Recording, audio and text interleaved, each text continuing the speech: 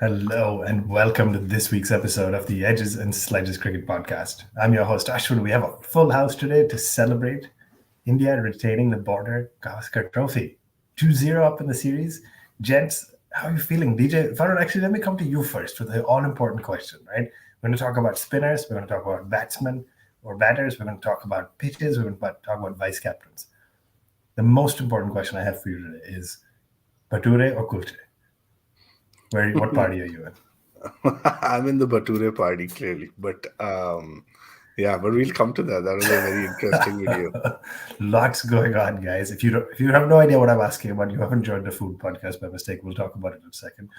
DJ, how you feeling, man? 2-0. I know you got to watch all 3 days of this match. You said you've been fired up.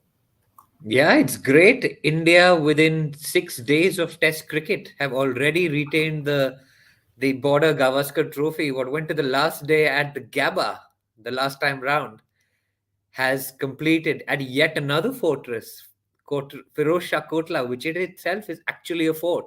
So this was quite a dramatic end to Australia's campaign to regain the Border Gavaskar Trophy. But we've only retained it.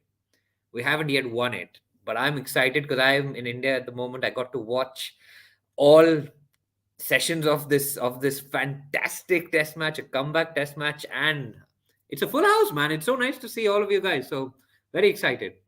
Yeah, unbelievable. So much to cover. I feel like we could spend an hour on basically each innings. But Varun, this was kind of the first time we got tested, if you will, right? I went to bed, Friday night my time, feeling like Australia's in the driver's seat.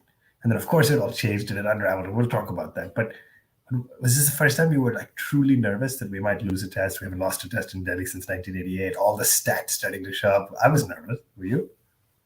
Yeah, the Delhi part I don't think played in my head so much. But You don't yeah, think I was you weren't going around parading that Delhi's a fortress for us like the Gava used to be for them at all?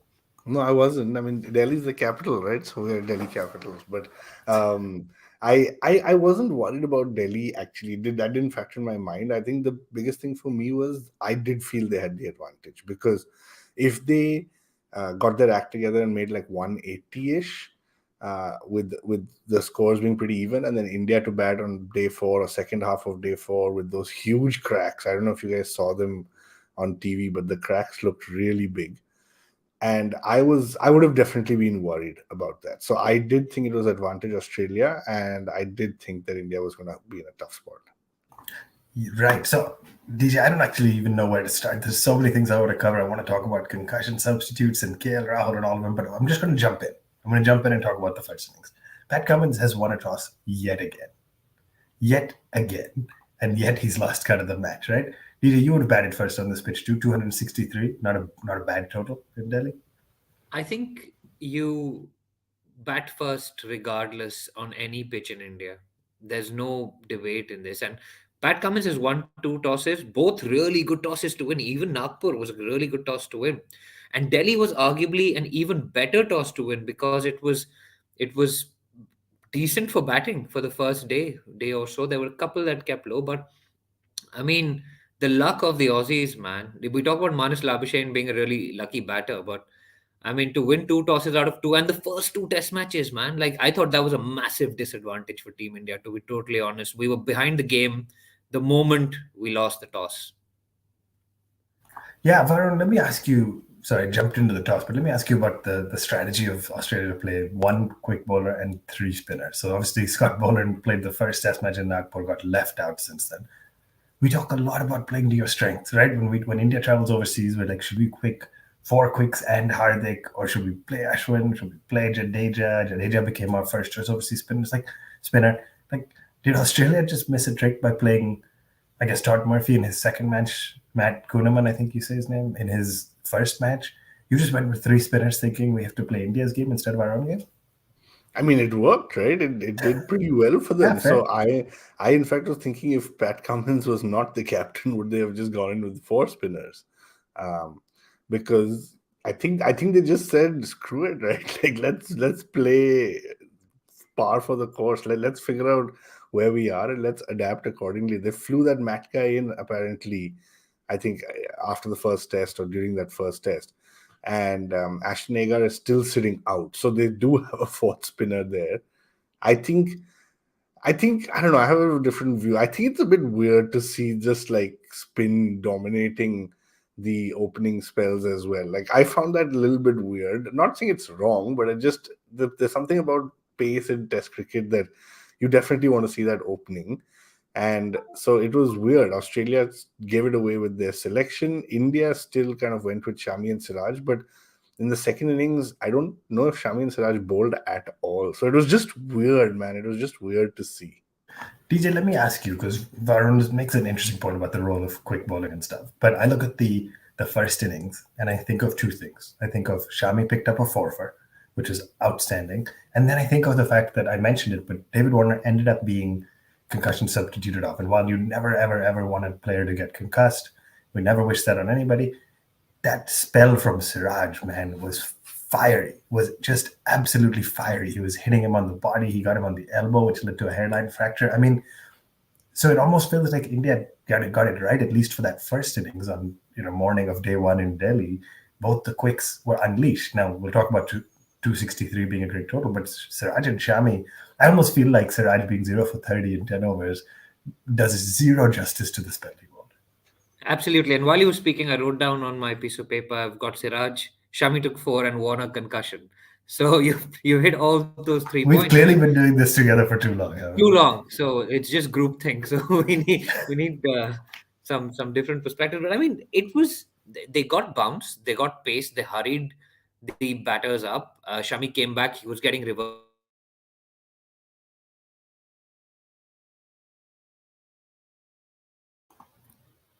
I think we may have lost DJ. Varun, are you still there? Are we dealing with some still tech here. stuff? Okay. Yeah. Do you want to share any perspective until we potentially get him back? Did you get to watch Siraj's spell? I did. I watched Siraj's spell, and it was great. Like I was really, really impressed. In fact, we were messaging back and forth saying that one, did Australia miss a trick by going with only one seamer, because 4 wickets plus a fiery spell. Yeah, it was quite something. DJ, you back?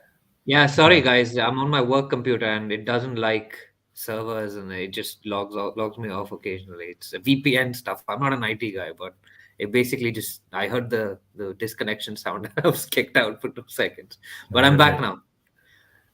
Yeah, I was. So talk to me about Australia's overall first innings then, right? Khwaja looked really good, and then Super. Peter Handscomb was kind of and I had this Hatkangi. theory.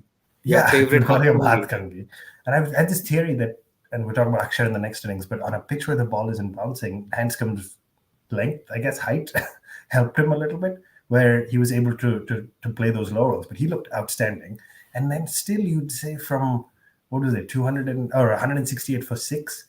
They got almost 100 more runs. That's far too many, right? Unfortunate, not great bowling against the tail from the Team India. Yeah. I mean, you have to give credit where it's due. Handscomb batted well, and I'm glad we have you on the show, because Varun and I would have probably spent 30 minutes just talking Hatkangi, because you need bring that much needed balance. Kangi Hath. Yeah.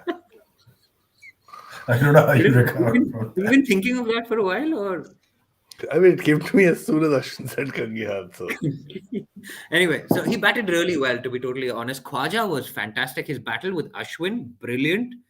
And I mean, that over from Ashwin, where he took Smith and Labuschagne in the same over, and then Jadeja had Khwaja LBW, but it was overturned. I thought that was a really key moment in that innings, because Khwaja then went on, reverse swept successfully, I might add. And it only took KL Rahul's biggest contribution in this game to get rid of Khwaja. Absolute stunner, right? And Varun, I don't know if you got to watch the KL Rahul catch. Do those moments just get like 2-3x much more special when Shastri's on commentary? It just made me feel so much more fired up because Ravi Shastri was in the commentary box when that happened. Yeah, to me it was just special because KL did something. He showed up. Yeah, like he did something, right? So that was pretty special. Right. So 263. You'd still take that, right? They ended up getting all out on the first day. India comes out to bat and we don't start too badly, right? We make 46 runs as an opening partnership, which I think we can talk a little more about Rahul and the role he plays and stuff. But to me, 40 plus runs didn't seem bad. I feel like in my head, we're 0 for 1, 10 for 1, 20 for 1 far more often. And then Rahul, Rohit, Pujara, and Iyer all went in the matter of like 6 or 7 overs, excuse me. And then it just went south from there. DJ, talk me through that.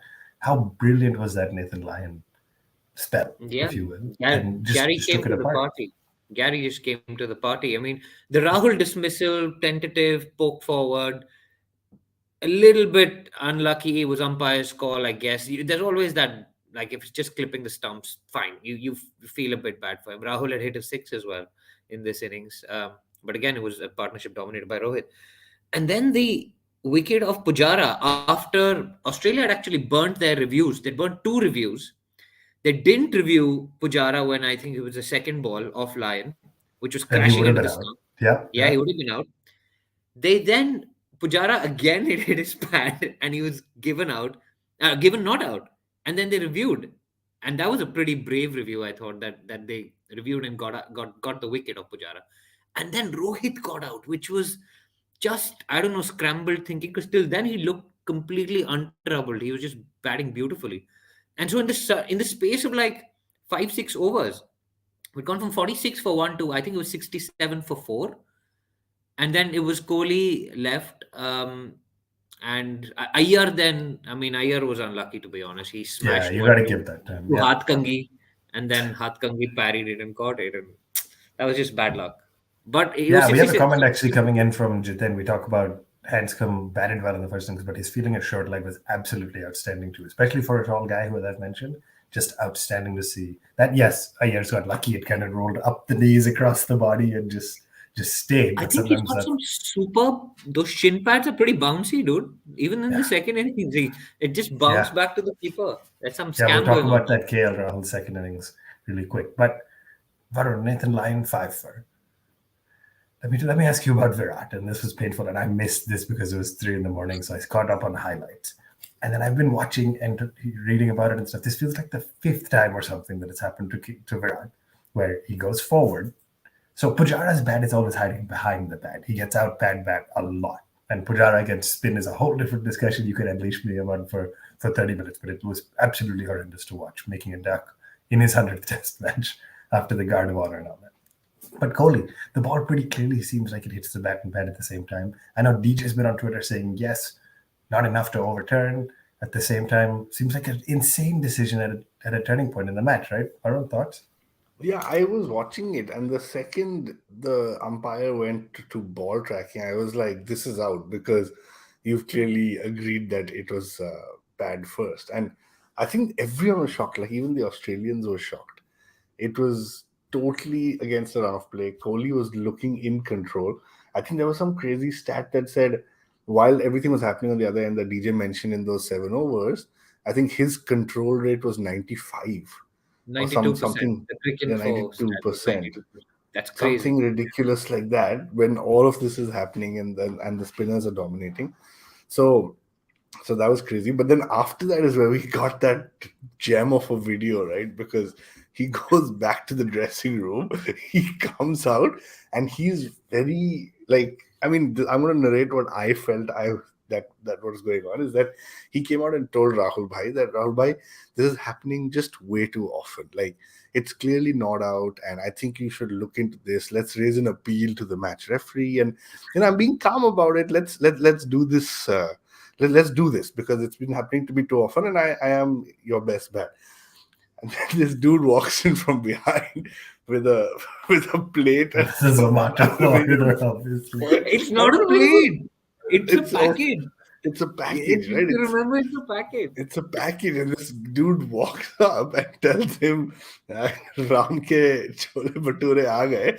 And Kohli, in the middle of filing an appeal to the match referee, turns around and goes, "Yes,"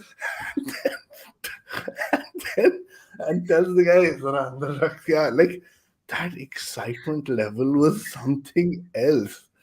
I've not seen him that excited even when Bumrah was bowling in England or Australia. I mean, when he makes centuries, he's not that excited. Let's be clear. At a point, it's the clap. It's the clap, right? Yeah, It's like that Dilli ka Londa is like, chole kulche आ गए, चल भाई, extra And then, प्याज लगा के. and then the question I had was, when you finish clapping, when you turn back to Rahul Bhai, are you going to continue talking about the match referee, or are you asking about kya pyaz mein, chaat masala dalna chahiye ya nimbu, right? What are you going to continue that Yeah, how do you conversation with? respond? But we were discussing this and we were like, he went for the kulcha dude because he's a fit guy. He didn't go Yeah, for the Dravid bhatura. even clarified that. And Unbelievable. Dravid was just smiling because the guy has gone and kept his chole kulche, and Kohli now can't focus on Man in anything the else. dressing room must be smelling just of food. Man, it Dude, makes I you. think he has it like once in 4 years. Imagine if he had like some like stomach issues, he had to be like subbed out for somebody Why else. do you think he ran down the wicket in the second innings?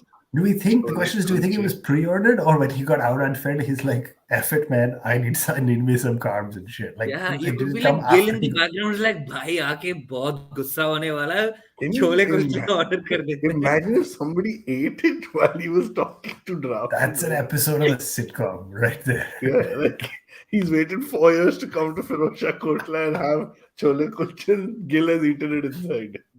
But that's what he says, right? Like, I eat it once in 4 years and all on that Breakfast with Champions show. Yeah. That's what he said. So you were like, That's I what mean, I'm saying. let's If talk somebody more about ate that. it, if somebody else ate it, can you imagine what he would have done? Unbelievable. I mean, I think that the best part about it, like Virat is our age, and it makes you realize that these guys are just humans like us. Like, oh, he went home to Delhi, he probably ordered his favorite chole kulche, and it was outstanding. Great moment. Yeah, and Varun was like, we'll do the whole episode on this because Jadeja takes 7 for every day. This happens once every 4 years. So why? Yeah. I mean, it's not wrong. This was more entertaining than anything. Right, but to come back to it, speaking of eating it, I realized now that you're on the episode, I probably have to sit here, and if I had a hat in my vicinity, I would probably have to eat it, because then walks in Axar Patel and makes an absolutely magnificent 74, and I was very clearly saying I would have played Kuldeep ahead of him. Now, I don't ever want to. You're playing Kuldeep as a specialist bowler. Akshar is pretty much playing this series as a specialist batsman. I don't want to choose my number 9 for specialist batting ever. He's a top run scorer across both sides right now. Yeah, I hadn't seen that. And he hasn't even reached Ahmedabad yet. Like, he hasn't batted in 2 innings out of 4. What are Axar and Jadeja going to do this for in Ahmedabad? Is the question. Do you think there'll be Dhoklas coming in from the two of them? I mean, I think they have it regularly. I think this other thing is special. But between that and the Saurashtra victory, there'll be Dhoklas plenty. Free flow of Dhokla. Yeah, anyway. Saurashtra won the Ranji Trophy, and Chepu was pretty happy about that as well. But sorry, I just want to address one thing about the Kohli dismissal. There's something about the law where if it hits the bat and pad simultaneously, it should be deemed that the bat has hit the ball first, right? So a lot of people were sending this around on Twitter. I think actually when you look at the review on screen, by that time it's already too late, because the umpire has, unless it's clear bat, the umpire by then has decided that it's pad first, right? And if on replay you can't tell whether it's bat or pad first, you can't then change your decision because the umpire has given it out. So you have to go with the on-field decision, which is why that on-field decision was so difficult, because A, you weren't sure that it hit the pad first. B, it clipped the bloody leg stump just about. And C, it was because the Aussies didn't have any reviews left by that time. They'd burnt all 3 of them. So the umpire gave it. If he hadn't given it, they wouldn't have had a chance to review it. So it's almost like he gave it. He's like, review pe dekh lenge agar it's not out. I mean, Nitin Menon is a very good umpire as well, right? But it was just so frustrating for Indian fans. It felt like a big turning point for us. Sorry to digress from Chole Kulche chat. No, I mean, it's important stuff. It's also, the cricket is slightly important here too. But I mean, I agree. I do think, I mean, it's tough, but I want to quickly talk about Axar and Ashwin. Varun, Akshar's approach just looked different, right? He looked like he was playing with a straighter bat, not as much cross-batted stuff. He looked like he was just trying to take it to the bowlers. It'll just be aggressive, which seems crazy when you're batting at 9. And honestly, I think he walked in at 139 for 7 and got them to within 1 run of the lead. By the way, 1 run, which is what KL Rahul contributed to offset the lead. So, he did his part. He wiped out the whole Aussie lead. Wiped it out. Yeah, any words for Axar? And of course, Ash, who batted with him for 37. Yeah, I mean, I just felt I felt like it wasn't over when those two were batting. I think that is a great kind of testament to these guys. I just felt that if they can, I thought they would get it to within 40. I genuinely thought that these guys could do it. Axar just looked very comfortable. I think that was the biggest difference for me, that he didn't look like he was being troubled. And Ash, of course, is just great, man. He always steps up. So yeah, it's like, I think Jadeja, it's like Jadeja, Axar, and Ashwin. It's basically the spin trio is doing the batting and the bowling. And they're just like, they've helped us retain this Border-Gavaskar trophy. They're the key three guys in this squad. I mean, actually, you could kind of ignore everybody else. But, right, DJ, at that point, almost the end of day 2, and Australia has to bat out, I think it was 12, 15 overs or so. We're going to take a quick break. We'll come back and talk about that, and then everything that ensued overnight and into the next day. So if you're listening to us on a podcast app, we're going to take a quick break. Don't go anywhere. We will be right back. Welcome back to the Edges and Sledges Cricket Podcast. If you're watching us on YouTube, you hopefully saw DJ trying to signal to you to hit the like button at the bottom there, hit the subscribe button. We love hearing from you guys. It helps us grow. And we've really been enjoying doing this on YouTube and going live too, taking some comments. So keep sending those in. Varun, 2 things to ask you about. One, no David Warner. So concussed, he's out, and Matt Renshaw comes in. 2, as a result, Renshaw plays at 5, and Travis Head goes up to open. Now, there was a lot of debate about whether Travis Head should have been sat out in the first match or not.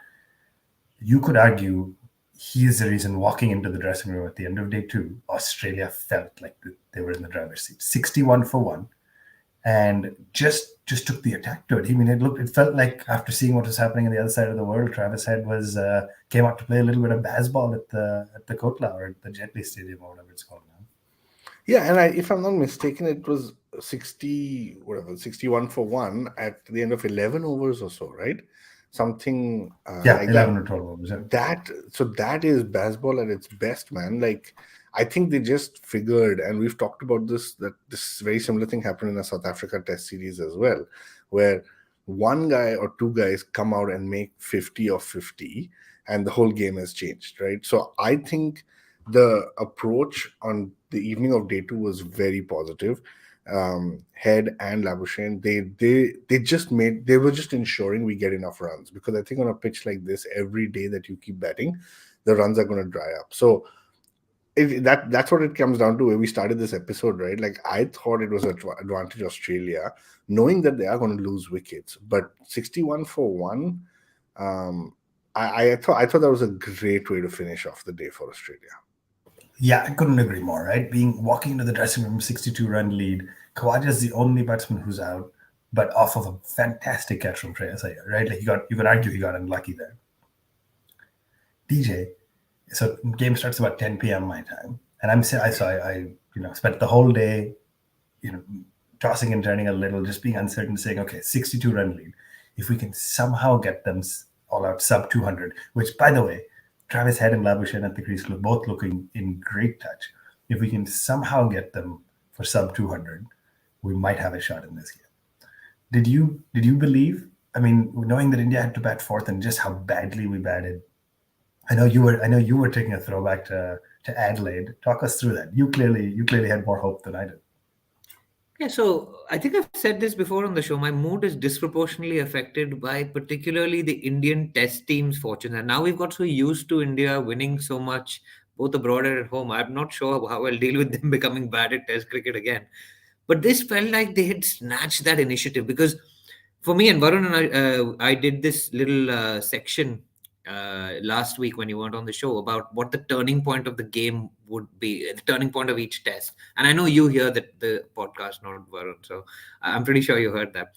For me, that I also heard that you gave him a hard time for not listening to a podcast last week. So that was pretty good. So for me, that Axar Ashwin partnership was the turning point. We'd come back into it so strongly from nowhere. We'd fought back, we'd got the momentum, and then I was so deflated after those 10, 12 overs where they just smashed us everywhere, right?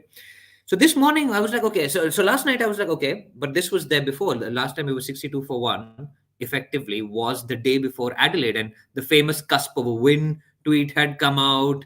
and all of that stuff. And then we collapsed for 36 for 9. And so I was hoping something like that would happen. Again, we are optimistic Indian cricket fans. Like you'll be stuck at 36 for 9 all out and you'll be like, no, we'll win the series, don't worry. And we did. But today, this morning, so I'm lucky that I'm in India at the moment. So I wake up, as I said, to watch the second session, right? Mostly because in England, it's about 6:30 in the morning when the second session starts. First session starts at 4 a.m. I'm currently in India, so I got to watch probably one of the best first sessions of cricket I have ever seen. India just came out all guns blazing. Ashwin was on fire, Jadeja was on fire. We were catching everything. The reviews were going our way. So we come out, right? And Ashwin bowls his beauty to Travis Head. Travis Head hits 1-4. But in the first over of that key day, not only in the test match, but in the series, where Australia have stormed their way back into contention to level the series, and they had the upper hand going into day three. Ashwin takes Travis Head, and he's the one who scored like 40 odd runs out of the 60 runs on the scope. And then you get Smith sweeping, and then this mad sweep thing just sets in. And I don't know, Varun, do you want to say something? No. I was just saying Harsha Bhogle, and somebody just put a comment as well. Harsha Bhogle basically just said they were sweeping and the S was silent and they were just weeping. And Pat Cummins, the captain, his shot was just the most appalling shot I've ever seen. I don't know if it was his first ball or second ball. It was just so ugly. First ball. It was horrible. This guy made 30 something in the last innings, right? Like, so he had stepped up to show that I can also be an all-rounder. Yeah. It was terrible. And then Alex Carey was reverse sweeping. Forget figuring out the regular sweep, he was reverse sweeping. And I think he had come out of the comments saying that his wife has asked him to stop. My wife has told him not to, yeah. And so he said, you probably won't be seeing the reverse sweep for a while. I think I saw 6 out of like 10 shots that he hit to reverse sweeps. Yeah. So I'm just looking at the scorecard, right? And Travis had, okay, fine, caught behind. Labuschagne was cutting a ball that kept low, fine. Smith out sweeping. I don't think he's much of a sweeper. Renshaw, the great like-for-like replacement, literally with the bat, he made 2 of 8. I mean, even Warner was better than that. I think his contribution for the team was taking that fantastic catch to dismiss Ashwin, which kind of triggered the Indian last 3 wickets. And Warner would have probably not reached that because he's a bit shorter than Renshaw. But Renshaw got out that way. And then Hanscom out for naught. Carry that awful reverse sweep. You're losing your leg stump while reverse sweeping. I mean, what's going on there? It was just appalling. And then the captain walks in with this. You've already lost Carry. First ball, hoik across the line, stump out of the ground. Jadeja's then on a hat trick. Lyon keeps it out, but Lyon gets out again. How does he get out? Sweeping, edges the ball onto the stump out of the ground again. And then it's like till the last wicket, they just persisted with this method. And the last wicket was a reverse sweep onto the stumps. And so you just like Einstein has said that madness is doing the same thing over and over and again, expecting a different result. It was just an innings that like summarized that quote. It was just crazy. And it was great for an Indian fan, right? You're left thinking you needed to 200, 220 minimum that you'll be chasing. Suddenly you're chasing 114. Yeah, Varun, not a lot to add there. Let me ask you 2 things. One, Ashwin used to just take 5 first like it was out of fashion. And you guys talked about it on the last show, Little how Rohit said he doesn't know how to give the ball to because both these guys want it. Is the main reason Ashwin's 5 first dried up just because there's only 10 wickets to take and Jadeja just keeps coming before he has enough time to get him? Yeah, it seems like that because Axar is not even getting to bowl. Like when Pat Cummins got out, I think Axar was licking his lips, right? He was like, "This is my perfect kind of wicket." Yeah, but Axar is as a batsman, right? We just yeah.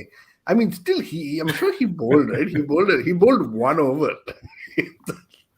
I mean, I think like Kedar Jadhav would have probably bowled more than him in this game, but there was just no option. Shami 2 overs, Axar 1 over. The entire innings finished in 31.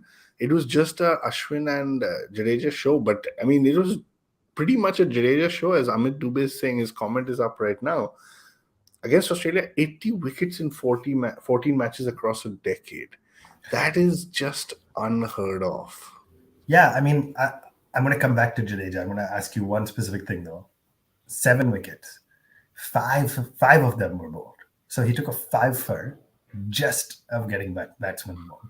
Yeah, and he doesn't turn it that much. The bounce helped him a lot. He just adapts very well to the pitch. I mean, you can almost see his first 1 or 2 balls are just darted in to figure out what's going to happen in this over. And then the next 4 ball, he takes his time, slows it up, pitches in the right area, throws a faster one, throws one that turns. It's incredible. He just uses the first 1 or 2 balls to read the pitch in that particular over. So can either of you tell me when the last time, or how long it's been since the last time a bowler took 5 wickets in one innings bowled? And maybe it's too specific a question, but give me a ballpark of like the kind of bowler. No, anybody in Test cricket, the kind of bowler that would normally be able to do that. I mean, like a Scott Boland type thing is coming to mind. It's a little bit quicker than that. Brett Lee, Shoaib Akhtar. 2002. Yeah. 2002. So it's been 20 Dravid years. and Tendulkar. I don't actually remember who it was. I didn't want to. If it was against Team India, that was 99, man. We don't talk about all that. So Shoaib Akhtar took 5 wickets bowled in one innings. It has only been done once in the last 50 years by a spinner. It was also an Indian spinner. Kumble. And that was Anil Kumble. I mean, I'm not sure you could call him a spinner. Dorta was spinner. Like Kumble extracted pace and not from the wicket to get 5 players bowled. I mean, that's the magnitude of this achievement, getting 5 guys out bowled. But DJ, let me come quickly ask you then, right? Single-digit scores across the board. I mean, I look at this and say Ash got Travis Head, who was doing well, Steve Smith, and Renshaw. So let me then ask you about Steve Smith versus Ravi Ashwin, right? I think Ravi Ashwin's got him out 8 times, tied with Jimmy Anderson. I think the only player who's got him out more times is Stuart Broad with 9 times. We have potentially 4 innings to go in this series. Is this going to be the battle we're sitting here watching? Yeah, man. I mean, I'd say they're both kind of similar cricketers in a way. They're kind of geeky. They're both like into their cricket. You watch the Test documentary. Steve Smith has like 1,000 pairs of gloves. What a freak! But you can totally see Ashwin doing Ashwin. It's that I think Manas Labuschagne actually said this before the series. He was like, it's a game of chess that they're playing, and it was. Like even Khwaja, they're all playing chess. And one of my favorite moments today, actually, although there were 9 Australian wickets fell, was when Steve Smith was at the non-striker end, and Ashwin comes into bowl to Manas and bails out at the last second. Steve jumped back into his crease. It was just amazing. And he made some gesture, and Kohli's laughing. And I mean, I think that's the battle that's going to define the rest of the series as well, right? Because it's your best batter by far in Indian conditions and across the world conditions, probably. Steve Smith versus if Steve Smith gets in, who are you going to bank on to get him out? It's going to be Ashwin and maybe Jadeja. Even now, I would still rate. I know Ashwin hasn't taken as many wickets as Jadeja, but they are both massive, massive threats. But for me, Ashwin is that thinking bowler who has that just a little bit extra, that edge. Do you remember him getting Steve Smith out in Melbourne, Varun? I think you mentioned that you stood up when he got that edge to slip. Yes, when Rahane and him had thought through this plan, and that was insane. I still remember. Yeah, and so that's the kind of thing you expect from Ravichandran Ashwin, right? And just superb. And there's calls for him now to be made the vice captain, but I'm sure we'll get to that in the KL chat. But I mean, we're seeing this across the world in New Zealand as well. We've said this so many times on this show. Bowlers hunt in pairs. You have to believe Jadeja is not getting 7 fours if Ash is not putting this kind of immense pressure on the other end. Like Broad and Anderson have done. Like, you have to believe that, right? In fact, I think they're more scared of Ash, right? Which is why you always try to make the runs off the other guy, and that guy picks up the wickets. But yeah, the hard work is done by both. Not undermining what Jadeja has done. It's just that both of them put that pressure. Yeah, I mean, I saw DJ, I'm going to let you read this one. Archit Puri is just written in. His meme name is Ravichandran ISRO win. Anyway. Yeah, I mean, Varun, I saw a tweet that said the last time Aussies had such trouble against an off spinner was also a guy with a turban. I mean, they were talking about Jadeja's hair being tied up and Bungie's style, of course. But I saw one more stat I want to share with you guys, and I'm not sure this is the right way to look at it. I just saw it on Twitter a few minutes before we started the show. If you take a player's batting average and divide it by their bowling average, so obviously you want the batting average to be high, you want the bowling average to be low, right? So you're looking at the ratio between batting and bowling average. Jadeja has now crossed the, call it 1.5, 1.52 range. There are only 3 guys higher than him. Gary Sobers, Jacques Kallis, Imran Khan. I mean, 3 of the greatest all-rounders to have ever played the game. That's insane. And you've just coined a new term, right, on the show after Basra. This is Baba. This has to be Baba. Babar? Batting average, bowling average ratio, Babar. Yeah, Baba. Baba. Yeah, so Jadeja's got the 4th best Baba in the world. Like, that's pretty good. In the history of the game. Not just in the world. Yeah, Look at these the names. game. Sobers, Kallis, Imran. Wow. Are we declaring that Jadeja, Ashwin, Axar are our Sobers, Kallis, Imran? 7, 8, 9? Either better. Right. Anyway, let's quickly talk about the wrap-up of the game then, right? 114 to chase. Varun, I'm going to ask you first. It's tough conversation to talk about in a couple of days, 3 days of outstanding cricket, great batting, great bowling, mixed some stuff. Shreyas Iyer arguably fell a little short. KS Bharat arguably fell a little short. But the guy who everybody's talking about is KL Rahul, right? He hits a shot to the short leg fielder, to DJ's point, with some crazy bouncy, springy pads. Pops up in the air and gets caught by the keeper. Now, a separate debate for how those types of dismissals are okay with teams, but getting run out at the non-striker is considered no skill involved. I mean, there's no skill involved in this, right? The ball popped up off the fielder and pure luck. But where do you go from here with KL Rahul? And look, I just think Rohit's reaction summed it up really well. I think it was just one of despair. It wasn't one of, that was unlucky, bro. Like, don't worry about it. It was just, how can this be happening to you in the middle of everything else that you're doing that is so shit? Like, now you've chosen this way to get out. That's how I read Rohit's face when KL got out. After that, I saw, like, many hours later, Dravid has come out and said, we will back him no matter what. So I have no idea where you go with KL Rahul after this. I think it's interesting that the squad has been announced for the 3rd and 4th test. And there is no bracket VC under anyone's name. And forget KL Rahul. So to me, that's a telling sign, right? Like, you don't drop a vice captain that easily. Here, you've got an opportunity to just release a squad without a vice captain. So I think they've opened up the door a little bit to playing somebody like Gill at that opening slot. But yeah, Gaming Guru is saying as well, right, online, that Gill in for KL Rahul. There's no doubt. I think everyone's just waiting for that. The fact that his vice captaincy has not been officially named, I think that's probably the step, right? Like, how many chances are you going to give this guy? Yeah, and what I think was interesting is the BCCI posted the squad for the next 2 tests and the ODIs at the same time, basically. And under the ODI, it pretty clearly says Rohit Sharma captain, Hardik Pandya vice captain. And under the test, there's no vice captain. So they've clearly made it. While I wish Rohit or Rahul had said something, Rahul Dravid had said something in the post-match conference, it's not typically Team India style. We don't typically go out and say, they're going to say, we'll back the player, and then they'll figure it out in the next few days. DJ, what do you do going into the 3rd test, which I think was not supposed to be in Indore? It was supposed to be in Dharamshala. It was supposed to be outdoor. But now it's being... Sorry, I've made that joke on this before. Now it's happening in Indore. What do you do for this test? Do you change Siraj? Do you change Rahul? Or do you just stick to it?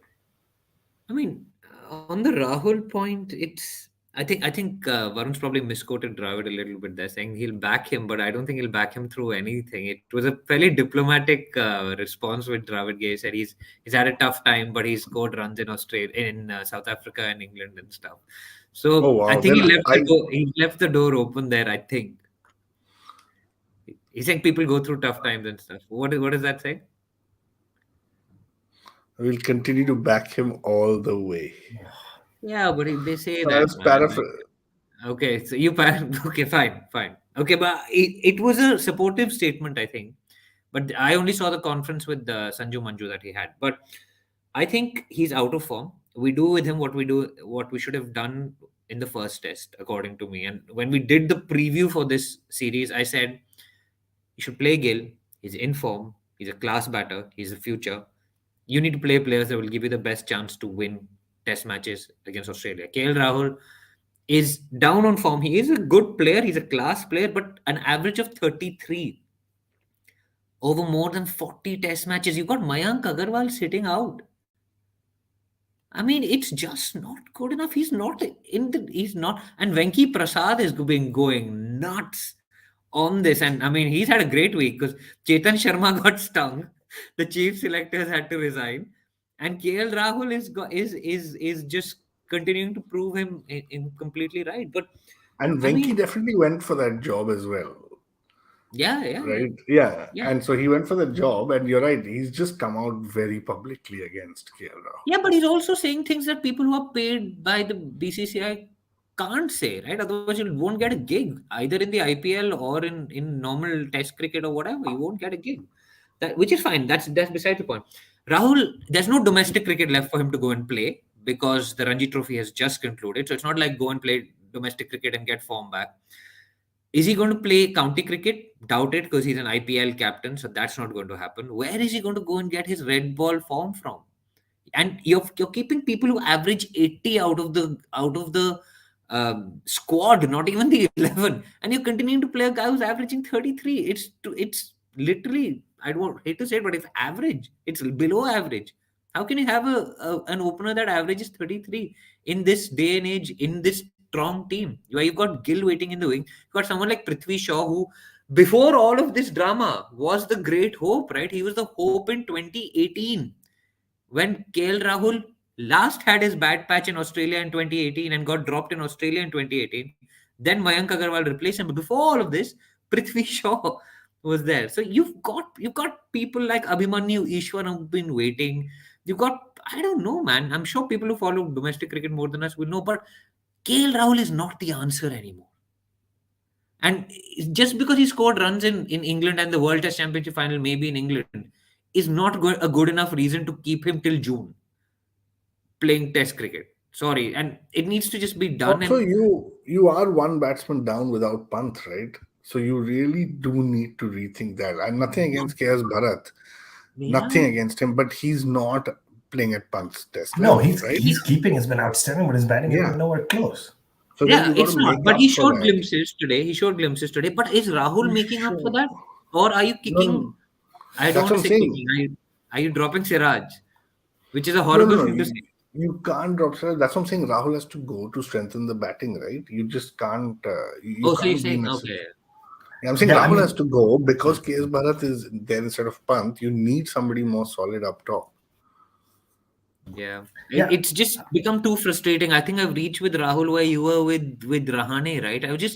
I see it, his attitude, his whole body language, his demeanor. It all just starts to irritate me, and I used to like him because Yeah. I think it shows in your confidence how you carry yourself. And he took that catch, and he looked like he still had the weight of the world on his shoulders. So, Varun, I think the one thing DJ said that I want to just pick your brain on. Assuming we win one of the two next matches, nothing crazy happens in Sri Lanka, New Zealand, and all that, we'll make the World Test Championship final. Do you play Rahul then? And if you're going to play him then, do you just power through and play him for the next two matches? Or I are you mean, okay saying, yeah, that's the only logic, right? That's the only logic that he's got experience in England. You see him, he is an opener. You see him as a longer term prospect, and forget longer term. You see him playing till July. I think that is the whole issue, that you're just saying play him because I'm going to choose him over a Gill. I can't remember if Gill has played in England or not in a Test match. He Gill opened has. the WTC final. He opened the last time, got injured, then KL came in for the England tour. Yeah. So this So is not an then, incumbency thing. yeah, exactly. So I think the problem is that I see it as if India is going to play the World Test Championship final. I have no doubt about that. And there's only 2 games left. So yeah, you could probably still see Rahul. I think that's the scary part. Right. All right. Lots going on. I always think about this. I probably should start with the less depressing stuff and finish with the more positive stuff, right? But Border-Gavaskar Trophy has been retained. Congratulations to the Team India, man. Great victory after looking like a tough spot on day two. 2 test matches to go. I'm hopeful that we are able to pull out 4-0 and go to the IPL season leading into World Test Championship season pretty in strong form. Lots happening in the rest of the world. England has just beaten New Zealand. So Ben Stokes and Bazball and all this stuff continues to be hot. And then what I want to quickly talk is the ICC Women's World T20 World Cup. So an interestingly poised spot, like you guys said last week, no question about the fact that Australia has now got 4 from 4 at an obscene run rate. Like they're of course going to qualify. India fell just short to England, so very disappointing. I don't know if either of you got to watch that. I watched it. It's a good time zone for me, but Renuka Singh got a magnificent 5-4. But obviously Team India just fell short. And I have my own questions about batting order and why Richa didn't get more strike and why Vastrika didn't go up the order, but that's a different question. So where India sits right now, 1 game to go in the group stages. DJ, we play against Ireland. Pretty likely we should win that. Ireland's lost all 3. They're eliminated, so unless they want to play spoil sport. Which then unfortunately means we will play Australia in the semi-finals. Yeah. Unless England lose to Pakistan, I think by a massive margin, in which case we may not qualify. But that's, again, a whole different. If Pakistan beat West Indies and then beat England by a massive margin, we will lose out on net run rate. But let's assume England will beat Pakistan. Yeah, yesterday was pretty. So I watched it. As I said, yesterday was a pretty tough day because you had that last session of the test match, and then that was followed by the Indian women. Very tough. Pretty much 2 hours later, losing a game which honestly you almost thought they should be winning quite easily with the chase. But they had early losses, and Renuka bowled brilliantly. They just didn't have the power at the end that the England women displayed, right? Like I think Jones and Skiver at the end were just hitting sixes at will, which we couldn't do. And I think they should beat Ireland. They should go through. But do we have a better record against Australia in semis than in finals? The Harmanpreet Kaur.